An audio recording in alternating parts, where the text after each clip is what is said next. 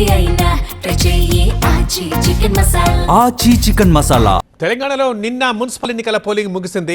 మరో 24 గంటల్లో కౌంటింగ్కి ఈసీ అన్ని ఏర్పాట్లు చేస్తోంది. విజయం ఎవరిదో ఇంకా తేలనే లేదు. అప్పుడే క్యాంపు రాజకీయాలకు తెరదీశాయి అన్ని రాజకీయ పార్టీలు. ఆ బ్రేకింగ్ న్యూస్ ఇప్పుడు మనం చూస్తున్నాం. ఉమ్మడి ఆదిలాబాద్లో కూడా క్యాంప్ పాలిటిక్స్కి తెరలేచాయి. అభ్యర్థుల్ని కాపాడుకునేందుకు బీజేపీ, బీఆర్ఎస్ ఎత్తులు వేస్తున్నాయి.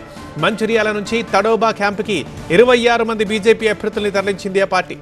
ఆదిలాబాద్, అయోధ్య బాట పట్టారు 36 మంది బీజేపీ అభ్యర్థులు. గత రాత్రే రహస్య ప్రాంతానికి వెళ్లారు ఖానాపూర్ బీఆర్ఎస్ అభ్యర్థులు.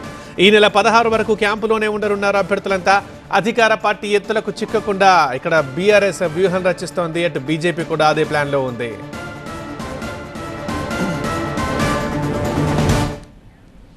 ఇటు సూర్యాపేటలో కూడా క్యాంపు రాజకీయాలు స్టార్ట్ అయ్యాయి. క్యాంపులో బీఆర్ఎస్ అభ్యర్థులు ఉన్నారు. హైదరాబాద్ శివార్లలో బీఆర్ఎస్ క్యాంప్ రాజకీయాలు నిర్వహిస్తోంది. సో క్యాంపుకి అభ్యర్థుల్ని తరలించారు జగదీష్ రెడ్డి.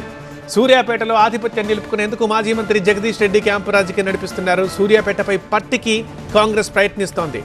సూర్యాపేట మున్సిపాలిటీలో మొత్తం 48 వార్డులున్నాయి.